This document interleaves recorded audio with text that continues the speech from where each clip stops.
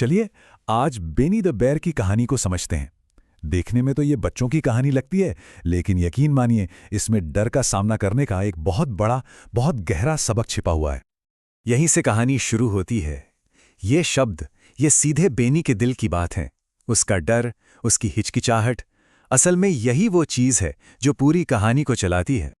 तो किसी भी हीरो की कहानी को समझने के लिए सबसे पहले उसकी दुनिया को समझना पड़ता है ना? तो चलिए पहले हिस्से में मिलते हैं बेनी की नॉर्मल जिंदगी से। एक ऐसी जिंदगी जिसे एक बहुत बड़े डर ने, कह सकते हैं, जकड़ रखा है। तो ये है बेनी, एक प्यारा सा छोटा सा भालू जो अपनी आरामदायक मांद में रहता है। यही है हमारे इस सफर का हीरो, और इसकी कहानी हमें बहुत कुछ सिखाने वाली है। अब देखिए, यहाँ एक बड़ी मजेदार बात है।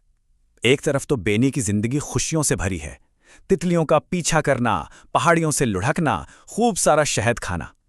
लेकिन दूसरी तरफ बस एक चीज है जो उसकी इस पूरी खुशहाल दुनिया में खलल डाल देती है, और वो है पानी।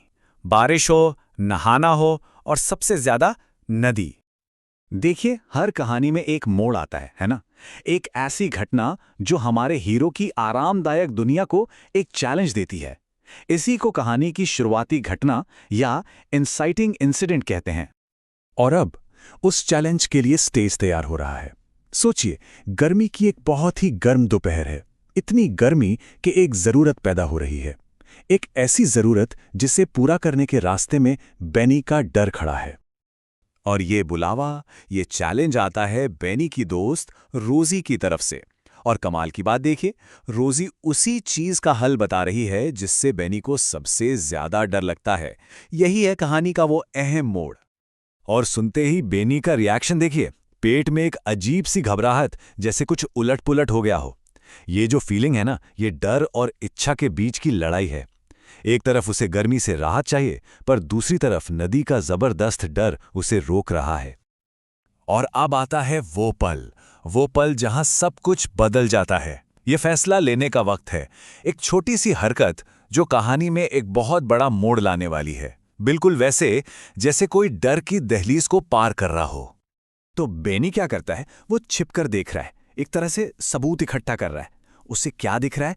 खुशी खुशी तैरती हुई बत्तखें, पानी के ऊपर उड़ती हुई एक सुंदर सी ड्रैगन फ्लाई, और अपनी दोस्त रोजी की खिलखिलाती आवाज।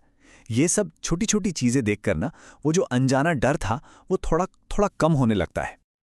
और फिर ये धीरे से कही गई बात, यही है वो टर्निंग पॉइंट। ये वो पल है जब वो खुद से बात कर रहा है, खुद को मना रहा है। एक छोटा सा फैसला जो हिम्मत की पहली चिंगारी जलाने जैसा है। जरा देखिए कि इस एक काम को कैसे छोटे छोटे हिस्सों में बांटा गया है। पहला, एक धीमा सा कदम, फिर जोर से आंखें बंद करना, और फिर जाकर बस एक रोएदार पंजा अंदर डालना। इससे पता चलता है कि ये जो छोटा सा काम लग रहा है ना, उसके लिए कितनी बड़ी हिम्मत जुटानी पड़ी थी। और नतीजा, पानी ठंडा था। बस ये एक इतनी सीधी, इतनी सरप्राइजिंग और पॉजिटिव फीलिंग थी जिसने उसकी सारी डरावनी सोच को एक झटके में तोड़ दिया। डर की जगह अब एक अच्छे से एहसास ने ले ली थी। तो अब हम कहानी के उस हिस्से में हैं जहां इनाम मिलता है। मतलब वो हिस्सा जहां बेनी को अपनी बहादुरी का अच्छा नतीजा मिलता है और उसे एक नई सच्चाई का पता चलता है। और यहां एक और बहुत जरूरी चीज होती है, रोजी का उसे बढ़ावा देना। देखिए, जब कोई दोस्त आपको चीयर करता है ना, तो उससे बहुत फर्क पड़ता है। रोजी के इन शब्दों ने बेनी के नए नए कॉन्फिडेंस को और भी पक्का कर दिया। उसे लगा, हाँ, मैं सच में ये कर रहा हूं। तो देखिए, बेनी का पूरा नजरिया ही बदल गया। जो पानी उसे बहुत छप-छप वाला और डरावना लगता था, अब वही खुशनुमा, छप-छप और मजेदार बन गया है। मतलब जो डर था उसकी जगह अब हकीकत ने ले ली थी। और आखिर में कहानी उस मोड़ पे पहुंचती है जहां हमारे हीरो की दुनिया हमेशा के लिए बदल जाती है, बेहतर के लिए। एक चैलेंज को पार करने के बाद जो नई जिंदगी मिलती है, उसे हम उसका न्यू नॉर्मल कह सकते हैं। तो ये है कहानी का अंत, एकदम साफ। जो संघर्ष था वो अब खत्म हो चुका है। बेनी की दुनिया अब पहले से कहीं ज्यादा बड़ी और बेहतर है। वो अब अपने डर का गुलाम नहीं रहा। तो इस पूरी कहानी से हमें सीखने को क्या मिलता है? असल में इसे पहला कदम का सिद्धांत या द फर्स्ट स्टेप प्रिंसिपल कह सकते हैं। आइडिया ये है कि किसी बड़े डर को जीतने के लिए किसी हीरो की तरह एक लंबी छलांग लगाने की ज़रूरत नहीं होती। इसकी शुरुआत अक्सर बस एक छोटे से मैनेजेबल कदम से होती है, ठीक वैसे ही जैसे बेनी ने सिर्फ अपना एक पंजा पानी में डाला था।